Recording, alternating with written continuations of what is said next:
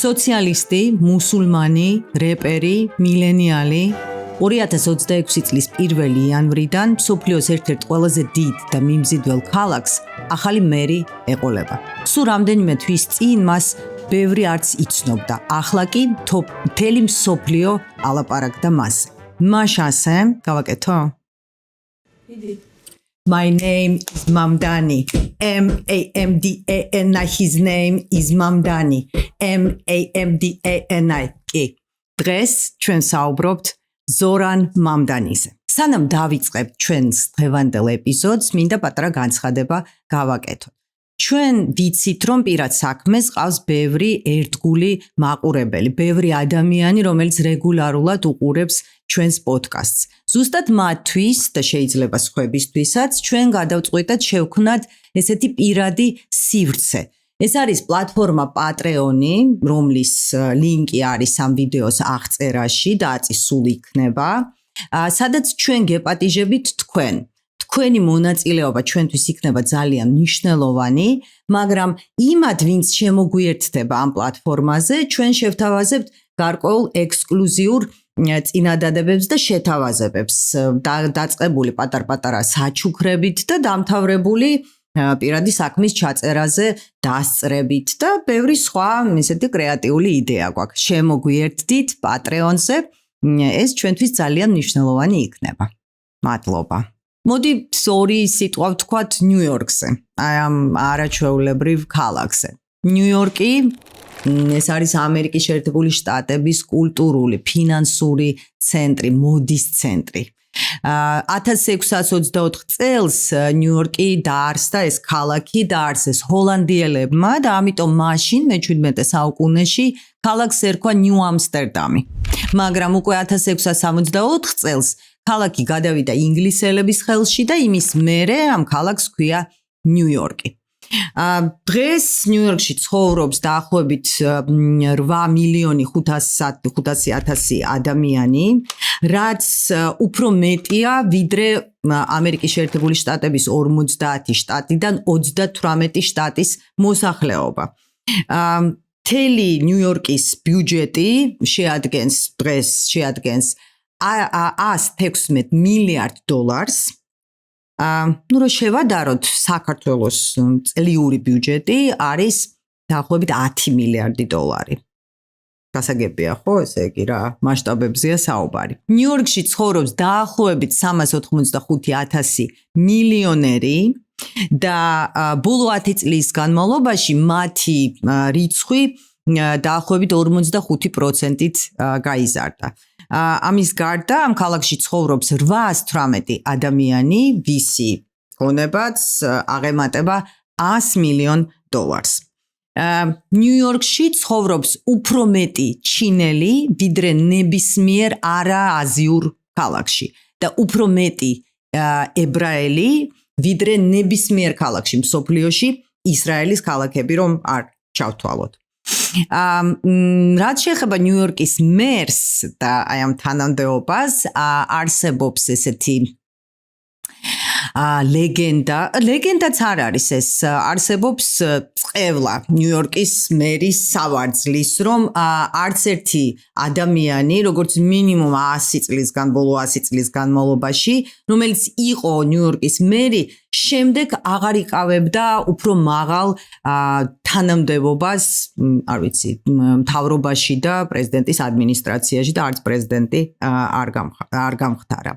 ნიუ-იორკი ტრადიციულად არის დემოკრატების ქალაქი. ეს არის ქალაქი, სადაც სულ იმარჯვებენ დემოკრატები, რესპუბლიკელებს არც აქვთ იმის იმედი, რომ იქ გაიმარჯვებენ, არც ადგილობრივ ხელისუფლებაში და როდესაც ტარდება საპრეზიდენტო არჩევნები, ტრადიციულად აქ იმარჯვებს დემოკრატიული პარტიის კანდიდატი. კიდევ ალბათ საინტერესოა, რატომ ქვია ნიუ-იორკს დიდი ვაშლი, Big Apple, ალბათ გაგიგიათ ეს გამოთქმა, მაგრამ ამაზე მოგიყვებით ცოტა მოგვიანებით. ამიტომ არ გადართოთ, არ გადაახვიოთ, აგიხსნით და მოგიყვებით, რატომ ქვია ნიუ-იორკს დიდი ვაშლი. სულ ეს არის, თუმცა ალბათ კიდევ ძალიან ბევრი ფაქტია ნიუ-იორკზე, თქვენ შეგიძლიათ კომენტარებში დაგვიწეროთ თქვენთვის რა არის ნიუ-იორკი, ან საინტერესო ფაქტი ნიუ-იორკზე. მე კი გადავალ ზორან მამდანიზე. ზორან მამდანი დაიბადა უგანდაში, ქალაქ კამპალაში. მამამისი მაჰმუდ მამდანი არის პროფესორი, მეცნიერი, ანთროპოლოგი, ისტორიკოსი, დედა კი მირა ნაირი, ძალიან ცნობილი კინორეჟისორი. ორივე ინდური წარმოშობა. მირა ნაირის რაც შეეხება, ძალიან ცნობილი კინორეჟისორია, მას მოპოვებული აქვს როგორც ოქროს ლომი, ვენეციის ფესტივალის მთავარი ჯილდო, ასევე ოქროს კამერა. მშობლებს ორივე აქვს დამთავრებული ჰარვარდის უნივერსიტეტი. დღეს მაჰმუდ მამდანი, ზორანის მამა, ასწავლის კოლუმბიის უნივერსიტეტში, ანთროპოლოგიას და ისტორიას ასწავლის. დედა კი აგრძელებს თავის კარიერას როგორც კინორეჟისორი. ზორანი იყო 7 წლის, როდესაც ოჯახი გადავიდა საცხოვრებლად ამერიკის შეერთებულ შტატებში, იმის მერე ოჯახი ცხოვრობს ნიუ-იორკში. ჯერ დადიოდა სკოლაში, ბრონქსში, შემდეგ კი ჩააბარა ბოუდინის კოლეჯში, სადაც აფრიკანისტიკას სწავლობდა. 2014 წელს მამდანიმ დაამთავრა ბოუდინის კოლეჯი. შემდეგ რაღაცა გარკვეული პერიოდის განმავლობაში მუშაობდა კონსულტანტად, ადამიანებს, მოქალაქეებს, ნიუ-იორკის მოქალაქეებს ეხმარებოდა საცხოვრებელ საკითხებში გარკვევაში, იპოთეკის საკითხებში, ნებისმიერ საკითხში, რომელიც ეხება ესე იგი საცხოვრებელ ადგილს, მაგრამ გარდა ამისა გახდა რეპერი. ბატონო, ახალგაზრდა კაცი იყო, უკვე 2016 წლიდან. იგი გამოდიოდა, წერდა სიმღერებს, კლიპებს, წერდა სხვა შორის ერთ-ერთი მისი კლიპი დედამისმაც კი გადაიღო, მაშინ მისი AKA, also known as pseudonymი ნიკი, როგორც რეპერის იყო Young Cardamon or just Mr. Cardamon. სხვადასხვა ძირითადად უგანდელ რეპერებთან ერთად წერდა აი ამ თავის სიმღერებს, ტრეკებს. მაგრამ solo კარიერაც ჰქონდა. Wake up with you on my mind. Celebrating this kind of time. So I leave my work like Shakira. I so why call me a mulera. Jagara kura be got nera. Just wanna put you in my cabera. So I check my baggage once I'm sending. Wagaranyo kukuri rente. Chop, chop, chop it up. Chop, chop, chop it up. Chop, chop, chop it up. Chop, chop, chop, chop, chop, chop it up. პარალელურად როგორც წერენ მასზე უკვე 2015-ში, 16-ში, დაინტერესდა პოლიტიკითაც. სხვათა შორის 2024 წლის მის საგადასახადო დეკლარაციაში ეს გაარკვიეს ნიუ-იორკ პოსტის ჟურნალისტებმა. წერია, რომ მისი შემოსავალი მუსიკიდან შარშან ესე იგი 2024 წელს შეადგენდა $1267. თუ რაღაცა 1300 დოლარი მიიღო. 2018 წელს მამდანიმ მიიღო ამერიკის შეერთებული შტატების მოქალაქეობა, ამიტომ დღეს ორი მოქალაქეობა აქვს, როგორც უგანდის, ასევე ამერიკის შეერთებული შტატების. უკვე 2017 წელს მამდანი შეუერთდა ორგანიზაციას, რომელსაც ჰქვია ამერიკის დემოკრატიული სოციალისტები და უკვე 4 წელიწადში 2021-ში გამოაცხადა თავის მონაწილეობაზე შტატის, ნიუ-იორკის შტატის ასამბლეაში. ეს არის შტატის საკანონმდებლო ორგანო. იქ სხვათა შორის მოიგო, როგორი მოულოდნელიც არ უნდა ყოფილიყო, იმიტომ რომ ბევრი არც იცნობდა, თან რაღაცა ეს რეპერი, გამოუცდელი, პოლიტიკაში არანაირი დიდი გამოცდილება არ ჰქონდა. ესეთ. მაგრამ მოიგო და შემდეგ კიდე ორჯერ გაიმარჯვა 22-ში და 24-ში. ისინი, ვინც ამბობენ, რომ მამდანის საერთოდ არ ჰქონდა არანაირი პოლიტიკური გამოცდილება 2025 წლამდე, მთლად სიმართლეს არ ამბობენ, იმიტომ რომ როგორც ჩანს, ეს ადამიანი აი ამ რამდენიმე წლის განმავლობაში მუშაობდა შტატის ასამბლეაში, უბრალოდ მეცაც გეტყვით, 2025 წლის მაისისთვის მამდანი იყო 20 კანონ პროექტის თანაავტორი და რამდენიმე კანონის ავტორი და 3 კანონ პროექტი აი ამ სიიდან გახდა კანონი. ამ კანონებით დღეს ცხოვრობს შტატი. ამიტომ რაღაცა გარკვეული გამოცდილება, როგორც პოლიტიკოსის, მამდანის მაინც აქვს. იქაც აი ამ ასამბლეაში მამდანი ნამდვილად გამოხატავდა თავის აი ამ დემოკრატიულ სოციალურ დემოკრატიულ პოზიციას, იმიტომ რომ სულ უჭერდა მხარს და გამოდიოდა მეტროს მუშაობის გაუმჯობესების ინიციატივებით, ასევე მას ჰქონდა ესეთი საპილოტო პროექტი უფასო ავტობუსების ქალაქისთვის და შემდეგ, როგორც ვიცით და ამაზე ჩვენ ვისაუბრებთ, დღეს ეს გახდა მისი წინასაარჩევნო კამპანიის ერთ-ერთი ესეთი მნიშვნელოვანი პუნქტი, ესეთი უფასო ავტობუსები. მაშინ მართალია არ მიუღიათ ეს კანონი, მაგრამ მამდანი ამ იდეას ნამდვილად უჭერდა მხარს. 2025 წლის დასაწყისში მამდანი მოიყვანა ცოლად 27 წლის მხატვარი, სირიული წარმოშობის ამერიკელი, რომელსაც ჰქვია რამა დუვაჯი, მილენიალმა და ჯენზიმ, ესე იგი, აი ამ წყვილმა იპოვეს ერთმანეთი გაცნობის აპლიკაციის მეშვეობით, რომელსაც ჰქვია ჰინჯი.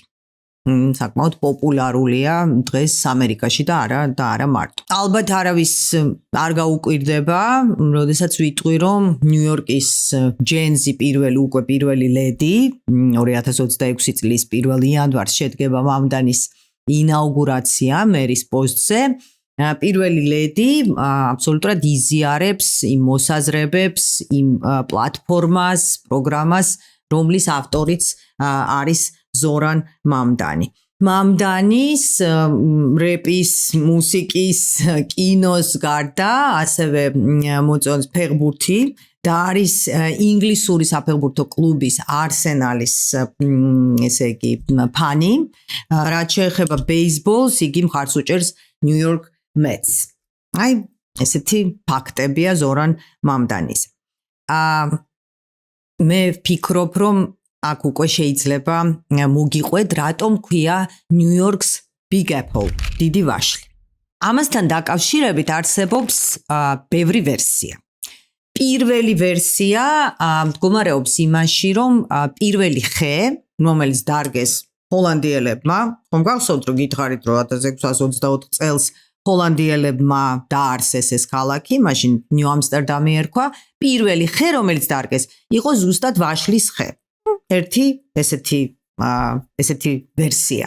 მეორე ვერსია ძალიან საინტერესო, ბევრი თვლის, რომ ზუსტად ეს არის რეალური ვერსია, Big Apple საიდან წამოვიდა. იგი უკავშირდება ჯაზს. კი ბატონო, ნიუ-ორლეანი არის შეიძლება თავარი ჯაზის ქალაქი ამერიკაში და არა მარტო, მაგრამ ნიუ-იორკსაც ხანდახან ეძახიან ჯაზის ქალაქს.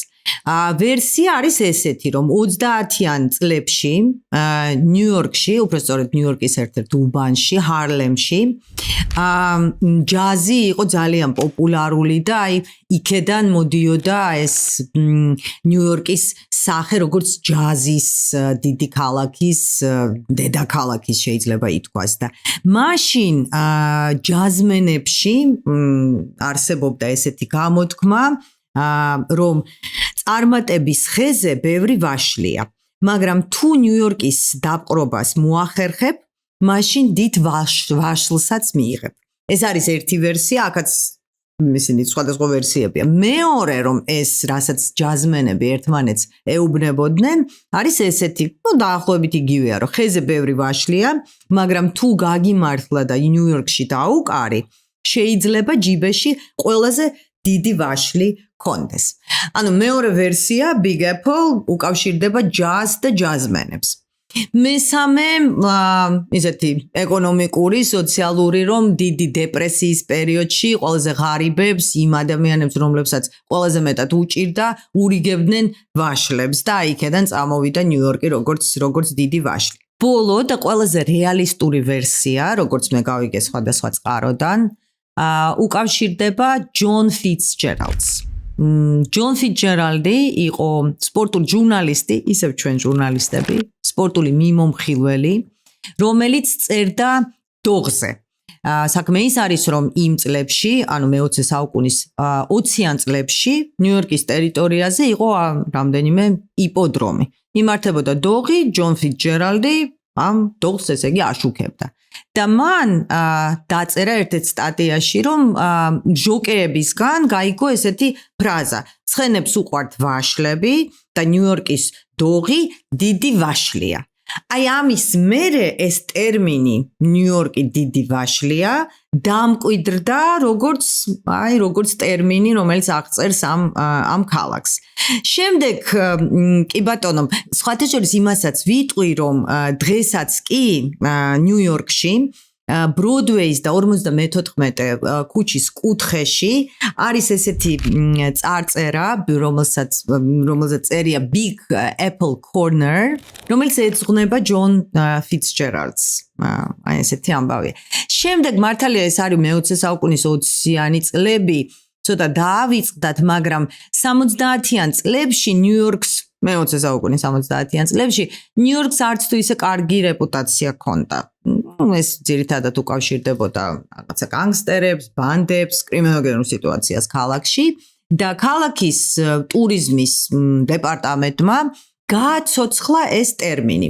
ჩაატარეს დიდი კამპანია, აი ამ კამპანიის მთავარი პერსონაჟი იყო დიდი ვაშლი და იქ უკვე 70-იანი წლებიდან აი ეს დიდი ვაშლი როგორც ნიუ-იორკის სიმბოლო დამკვიდრდა. ამიტომ that's why New York is a big apple. და ბოლოს რაც მინდა ვთქვა კიდე ნიუ-იორკზე, this is the city that never sleeps. ფრენკ სინატრას ძალიან ცნობილი ეს. დაუბრუნდეთ მამდანის და იმას თუ როგორ გახდა ეს ადამიანი ნიუ-იორკის მერი. მოგეხსენებათ, არჩევნები ჩატარდა 4 ნოემბერს. მამდანის კონკურენტები იყვნენ დემოკრატიული პარტიის წარმომადგენელი ენდრიუ კუომო და რესპუბლიკელი კერტის სლივა. თუ გახსოვთ, მე თავიდან გითხარით, რომ ნიუ-იორკი არის დემოკრატების ქალაქი. საპრეზიდენტო არჩევნების დროსაც შტატშიც და ქალაქშიც დემოკრატიული პარტიის კანდიდატს უჭერენ იქ მხარს. ამიტომ ტრადიციულად უკვე მერის არჩევნებზე როცა არის საუბარი, რესპუბლიკელებს უკვე ძალიან დიდი ხანია არანაირი შანსი არ აქვთ ამ ქალაქის მოგების დაპყრობის, ესე იგი, სულ ნიუ-იორკის მერი არის დემოკრატი. მაგრამ თავარი ამიტომ რეალურ არჩევნებამდე არის დემოკრატიული პარტიის პრაიმერის. ვიცით ეს, ჩვენ ამაზე ვისაუბრეთ, როდესაც საუბრობდით დონალდ ტრამპზე, ბაიდენზე, კამალაზე, რომ პარტიები, როგორც დემოკრატიული, ასევე რესპუბლიკური პარტია, არჩევნებამდე ატარებენ შიდა არჩევნებს, რომელსაც ქვია პრაიმერის. ესე ირკვევა, ვინ იქნება ამ პარტიის კანდიდატი უკვე არჩევნებზე. ზუსტად ესე ჩატარდა პრაიმერის დემოკრატიული პარტიის პრაიმერის მერის არჩევნებამდე და იქ ეს არჩევნები ძალიან დამაჯერებლად მოიგო ზორან მამდანი. მაგრამ ენდრიუ კუომო, რომელიც ასევე დემოკრატიული პარტიის წარმომადგენელი იყო და რომელმაც წააგო პრაიმერის და პრინციპში უნდა შეგუებოდა ბედს, მაინც გადაწყვიტა მიიღო მონაწილეობა ამ არჩევნებში, როგორც დამოუკიდებელ კანდიდატს ესეთი გადაწყვეტილება მიიღო. 4 ნოემბერს არჩევნებში მიიღო მონაწილეობა 2 მილიონ ამომრჩეველზე მეტმა ადამიანმა, რაც 42%-ზე მეტია. სხვათა შორის არაერთხელ შემხვდა, რომ იმ მამდანის კრიტიკოსების კომენტარები იყო, რომ როგორ შეიძლება მამდანი ითვლებოდეს მერად, როდესაც არჩევნებში მიიღო 29%-მა ამომრჩევლებს. არ არის ეს არ შეესაბამება სინამდვილეს, 42%-ზე მეტმა ამომრჩეველმა მიიღო მონაწილეობა არჩევნებში და ეს არის ყველაზე დიდი მაჩვენებელი 1979 წლიდან. 1957 წელს მაგალითად არჩევნებში მიიღო მონაწილეობა 91%-მა. უზარმაზარი ძალიან დიდი მაღალი მაჩვენებელია, მაგრამ ბოლო წლებში ძალიან დაიწია ამ პროცენტმა, მაგალითად 2021-ში სულ რაღაცა 23%-მა ამომრჩევლების მიიღო მონაწილეობა არჩევნებში. ამიტომ 42%-ზე მეტი არის კარგი მაღალი მაჩვენებელი. ამ არჩევნების შედეგად მამდანი მიიღო 50%-ზე მეტი, Cuomo 41%-ზე ცოტა მეტი და სლივამ რესპუბლიკური პარტიის წარმომადგენელმა კანდიდატმა სულ რაღაცა 7%. 2025 წლის დასაწყისში მამდანის ცნობადობა იყო ძალიან დაბალი. მამდანიმ განაცხადა, რომ აპირებდა არჩევნებში, მერის არჩევნებში მონაწილეობის მიღებას 2024 წლის ოქტომბერში და 25 წლის დასაწყისში მისი შანსები არ აღემატებოდა 1%-ს, უფრო მეტი მისი გუნდიც კი ის ადამიანები, რომლებიც მასთან ერთად ამზადებდნენ და ატარებდნენ აი ამ წინასაარჩევნო კამპანიას, სადღაც იანვარში, თებერვალში თვლიდნენ, რომ გამარჯვების შანსი არ აღემატება 3%-ს. მაგრამ სულ სხვანაირად წავიდა საქმე. მამდანიმ დახარჯა შედარებისთვის გეტყვით უბრალოდ ამ კამპანიაზე $8 მილიონი, მაშინ, როდესაც Cuomo, მისმა მთავარმა კონკურენტმა, დახარჯა $24 მილიონი, ანუ 3-ჯერ უფრო მეტი.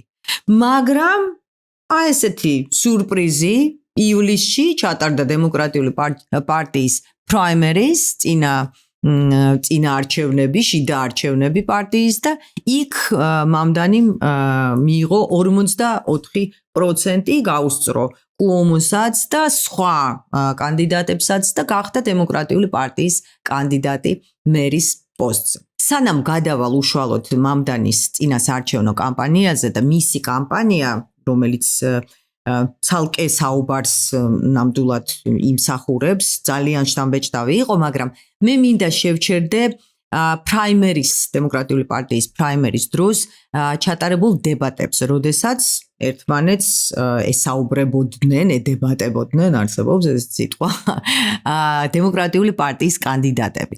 აი ზუსტად მაშინ მამდანის არამარტო Cuomo ყავდა როგორც კონკურენტი და ოპონენტი, სხვა წარმომადგენლებიც ამ პარტიის, მაშინ Cuomo-მ არაერთხელ არასწორად გამოთქვა მამდანის გვარი.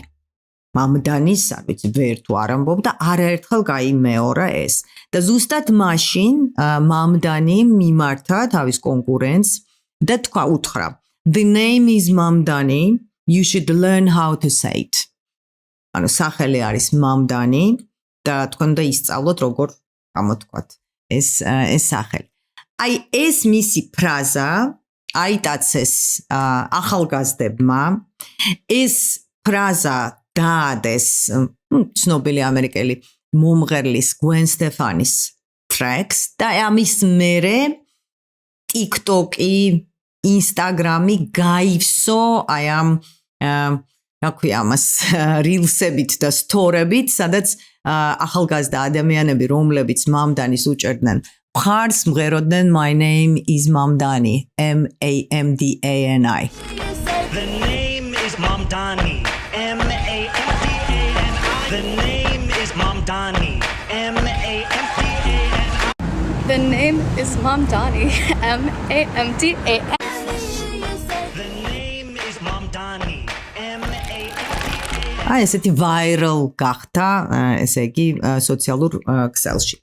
კიდევ ერთი ეპიზოდი საინტერესო, რომელიც მოხდა დებატების დროს, იყო როდესაც წამყვანმა ჟურნალისტმა ყველა მონაწილეს დებატების კითხა, სად წავიდოდნენ ისინი, თუ იმ შემთხვევაში თუ გახდებოდნენ ნიუ-იორკის მერი, სად იქნებოდა პირველი ვიზიტი. პრაქტიკულად ყველამ თქვა, რომ პირველი ვიზიტი იქნებოდა ისრაელში.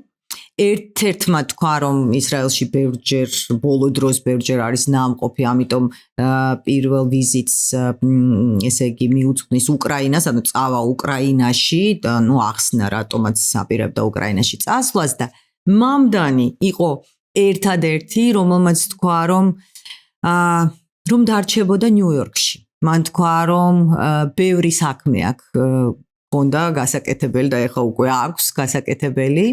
და ამიტომ არ იფიქრებდა რაღაცა ვიზიტებზე და დარჩებოდა ამ ქალაქში და დაიწყებდა თავისი პროგრამის განხორციელებას ნიუ-იორკში. მამდანის ლიდერობამ დემოკრატიულ პარტიაში და პრაიმერიში გამარჯვებამ შეიძლება ითქვას, რომ სერიოზული კრიზისი გამოიწვია შიგნით პარტიაში.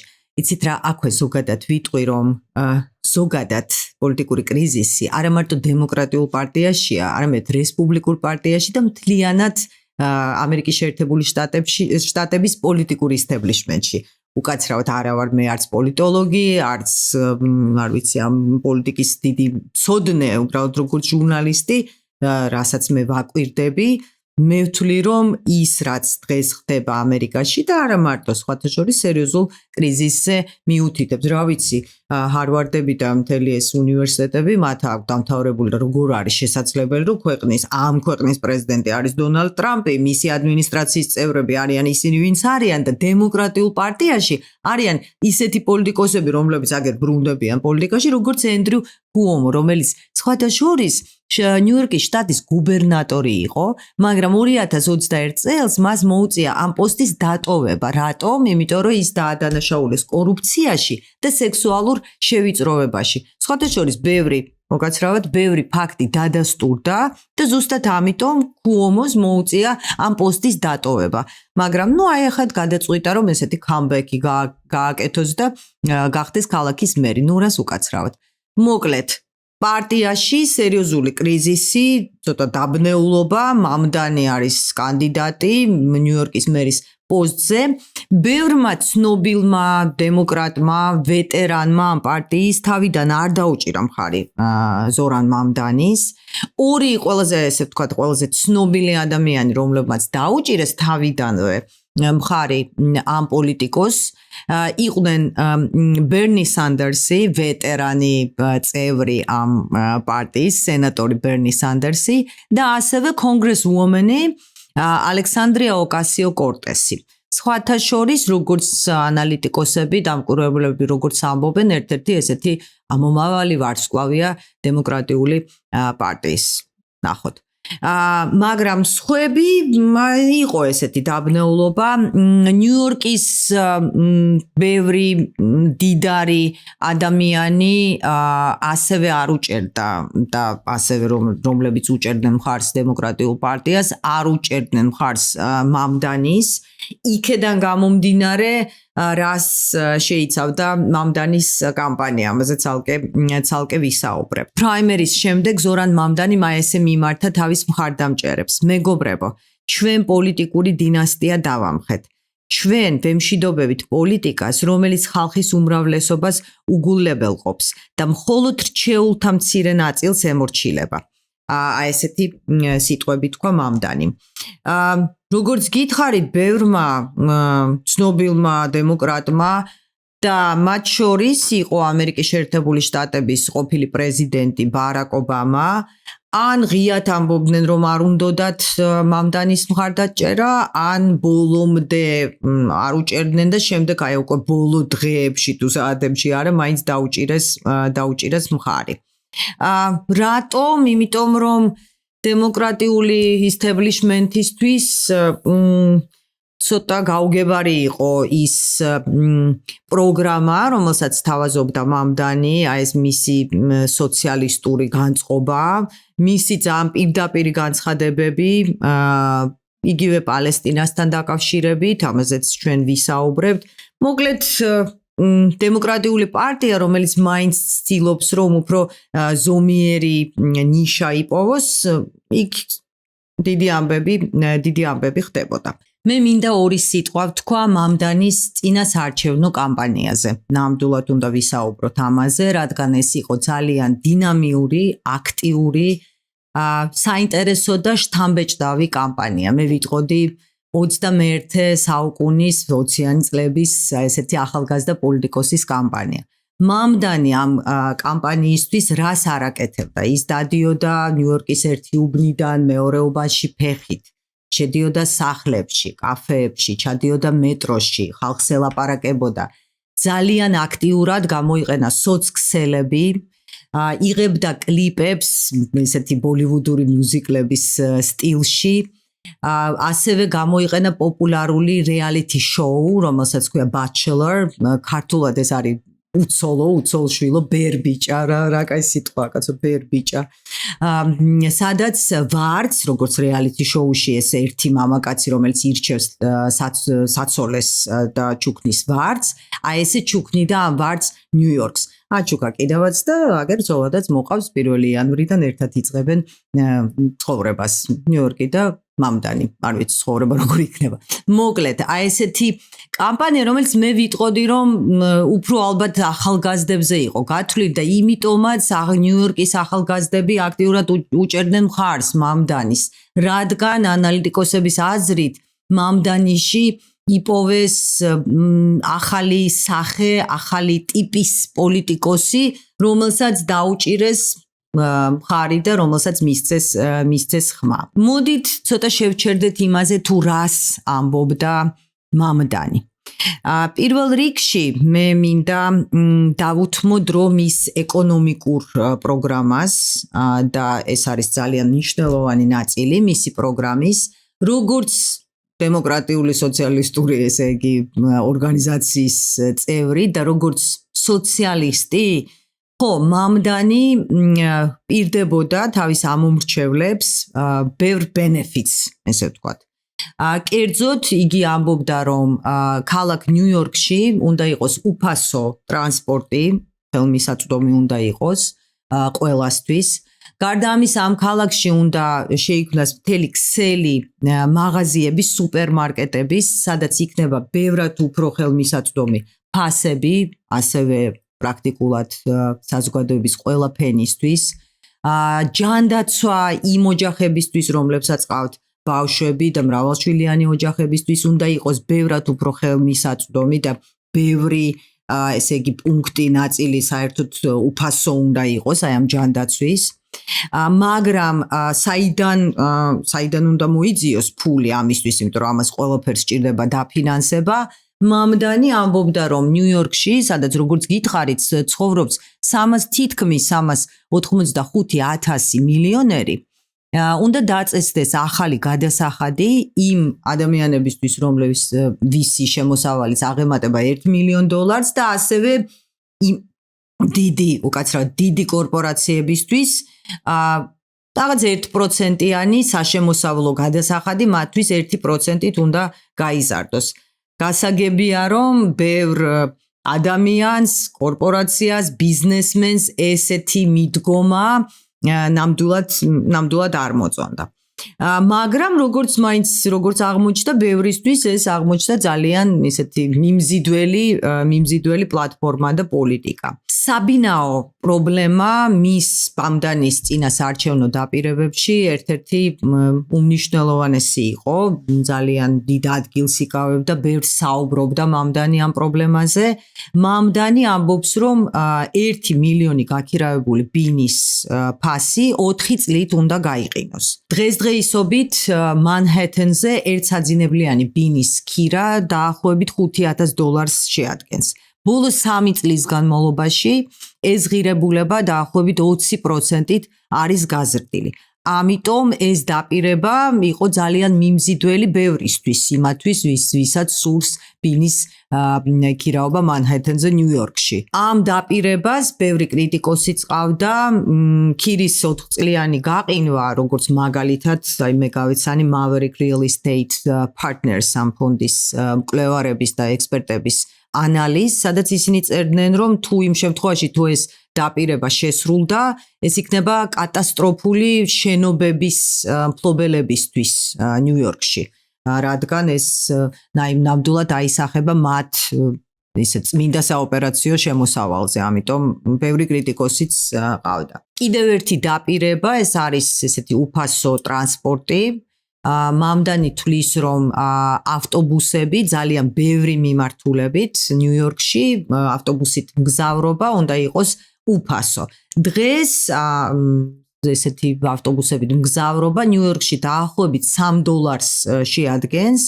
მამდანი თვლის, რომ აი ამ დაპირების დაფინანსებას დაახლოებით დაჭირდება $630 მილიონი, თუმცა ბევრი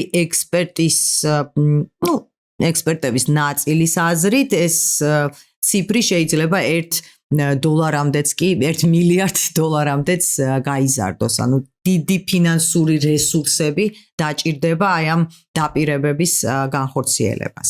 ცალკე საკითხი, რომელსაც მე აუცილებლად უნდა შევეხო, რომელიც იყო ერთ-ერთი ალბათ საკვანძო საკითხი მამდანის წინასაარჩევნო კამპანიის დროს, ეს არის მისი დამოკიდებულება პალესტინის საკითხის მიმართ.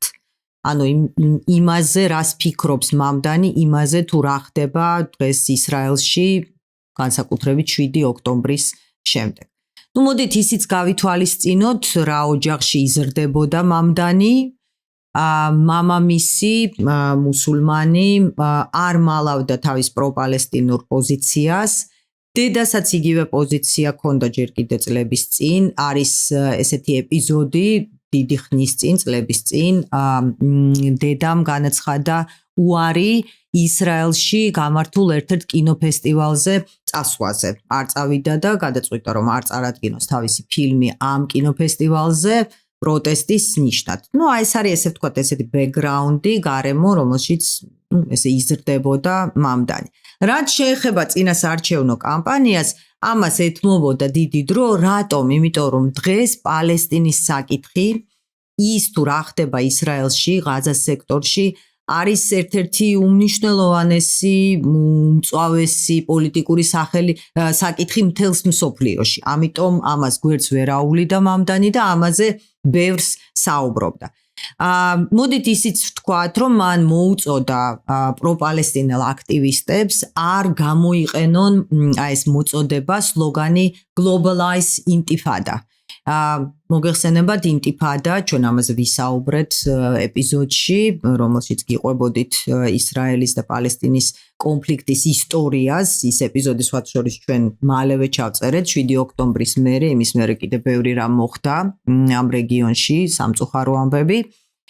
ეს ინტიფადა ნიშნავს აჯანყებას და ბევრი პროპალესტინელი აქტივისტი იყენებს ამ მოწოდებას, რათა თქვან რომ ეს აჯანყება ისრაელის წინააღმდეგ უნდა გავრცელდეს მთელს მსოფლიოში, გლობალი, ანუ მთელს სამყაროში.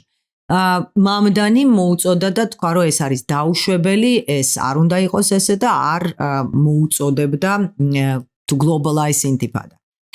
ამასთანავე მამდანი არაერთხელ ამბობდა, რომ ის თუ რას აკეთებს, როგორ იქცევა ისრაელის ხელისუფლება ღაზას სექტორში 7 ოქტომბრის მერე, რომელიც მამდანიმ დაგმო, როგორც აბსოლუტურად დაუშვებელი ტერაქტი, ესეც უნდა ითქვას, მაგრამ ის, რასაც დღეს და უკვე რამდენი ხანი აკეთებს ისრაელის ხელისუფლება ღაზას სექტორში, არის პალესტინელების გენოციდი. უფრო მეტიც ის მხარს უჭერდა იმას, რომ არ განხორციელდეს ინვესტიციები ისრაელში. კიდევ შეიძლება ითქვას, რომ მამდანის, როდესაც პირდაპირ კითხეს მის დამოკიდებულებაზე ისრაელზე, როგორც სახელმწიფოზე და ჟურნალისტმა ერთ-ერთ ინტერვიუში წინასაარჩევნო კამპანიის დროს კითხა უჭერს თუ არა მხარს ისრაელის სახელმწიფოს არსებობას, მან ესე უპასუხა, ეს არის მისი სიტყვები, ციტატა. მე არ გრძნობ თავს კომფორტულად ისეთი სახელმწიფოს მხარდაჭერისას, რომელსაც მოქალაქეების იერარქია რელიგიის ან სხვა რამის საფუძველზე აქვს აწყობილი. ფიქრობ, რომ თანასწორობა მსოფლიოს ყველა ქვეყანაში უნდა იყოს დაცული. ანუ მამდანი არ მალავს, რომ თვლის, რომ ეს თანასწორობა ისრაელში არ არის დაცული, თუმცა ოფიციალური თელ-ავივი, ისრაელი აცხადებს, რომ ესე არ არის და მისი ყველა მოქალაქე აბსოლუტურად თანასწორია კანონის წინაშე და არანაირი განსხვავება მოქალაქეებს შორის არ არსებობს. აქ ერთსაც დავამატებ, რომ 8,5 მილიონიან ნიუ-იორკში ცხოვრობს 1,300,000 ებრაელი. ბევრი ებრაელი ცხოვრობს, ბევრ მათგანს აქვს ესეთი ბიზნესი, ბევრი მათგანი არის ძალიან მდიდარი ადამიანი, მაგრამ იმასაც დავამატებ, რომ ბევრმა ებრაელმა ზუსტად მამდანის დაუჭირა მხარი. ესეც უნდა ითქვას. მამდანის მერობა, მამდანის მოღვაწეობა ნიუ-იორკის მერის პოსტზე ნამდვილად არ იქნება მარტივი. აი ეს ზუსტად ვიცით, ბევრი გამოწვევა აქ წინ. მაგალითად ის რომ მამდანი პირდება და მას სურს დამატებითი გადასახადების დაწესება მდიდარი ნიუ-იორკელებისთვის, ეს არ არის მხოლოდ მერის გადასაწყვეტი. ამ შემთხვევაში მას სჭირდება შტატის გუბერნატორის და საკანონმდებლო ორგანოს თანხმობა.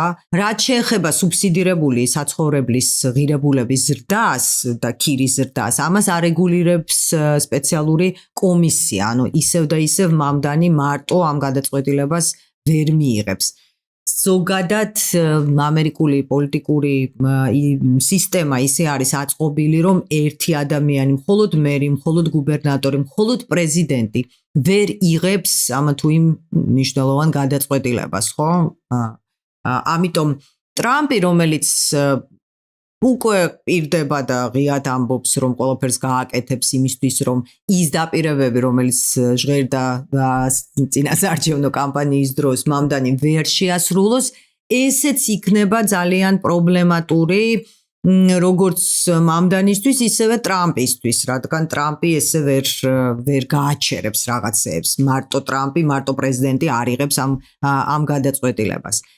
იგივე პოლიტიკური ექსპერტები თვლიან, რომ ტრამპმა შეიძლება უფრო გააფართოვოს თავისი პოლიტიკა იმიგრანტების წინააღმდეგ და უკვე გავრცელდეს ეს ნიუ-იორკზე, რომ როგორც ქალაქზე, სადაც ბევრი იმიგრანტი ცხოვრობს და ჩვენ ვიცით, რომ ICE, ეს არის US Immigration and Customs Enforcement, იმის აგენტები იყვნენ არაერთ ქალაქში, იყვნენ ესეთი რეიდები ჩატარდა ლოს-ანჯელესში, პორტლენდში, ორეგონში, ვაშინგტონში, ბევრ ქალაქში ეს იყო მძიმე საყურებელი, როდესაც ამ ადამიანებს, იმიგრანტებს აკავებდნენ, ზოგი მათგანი უკვე გააგზავნეს უკან თავის ქვეყნებში, ბევრი უსამართლო ეპიზოდი იყო აი ამ პროცესში ნამდვილად და საერთოდ არ არის გამორიცხული, რომ იგივე ტრამპმა გააკეთოს ნიუ-იორკის წინააღმდეგ. ამაზე იყო საუბარი, მამდანიმ უკვე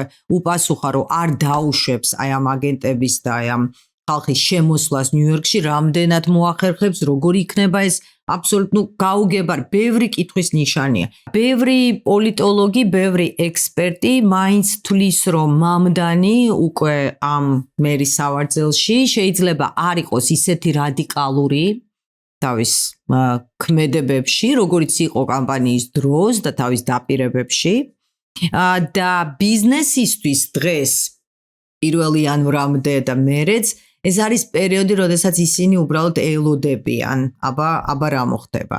მოდით ვუსურვოთ წარმატება ნიუ-იორკის ახალ მერს. ახალი ეტაპია, ახალი თავი ნიუ-იორკის ცხოვრებაში, ამ არაჩვეულებრივი ქალაქის ცხოვრებაში. კი, იმასაც ვიტყვი, რომ როდესაც მამდანიმ გაიმარჯვა, მის პირველ განცხადებაში, ეს პირველ განცხადება მან დაასრულა ესეთი სიტყვებით. So, Donald Trump, since I know you are watching, I have 4 words for you. Turn the volume up. Donald Trump, მე ვიცი რომ შენ გვიყურებ, მე მაქვს 4 სიტყვა. ამ შემთხვევაში 2 ხმას აუწია. This is not only how we stop Trump, it's how we stop the next one.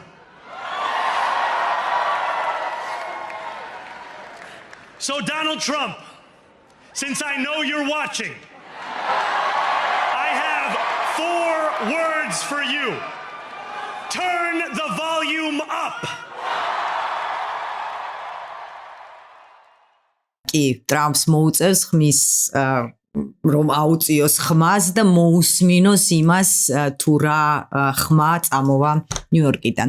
ეს იყო ჩვენი ეპიზოდი ზორან მამდანიზე, ნიუ-იორკის ახალ მერზე, სოციალისტზე, ყოფილ რეპერზე, მილენიალზე. ვნახოთ როგორ გამოუვა ზორან მამდანის. დიდი მადლობა რომ გვიყურებთ კიდევ და კიდევ ერთხელ. გვიყურეთ, მოუყევით ჩვენი პოდკასტის და არა მარტო ზოგადად 64-ის შესახებ მეგობრებს, ნაცნობებს გამოყვებით YouTube-ზე, სხვა სოციალურ ქსელებზე და დაგვიჭირეთ მხარი. დიდი მადლობა რომ ვიყურებთ.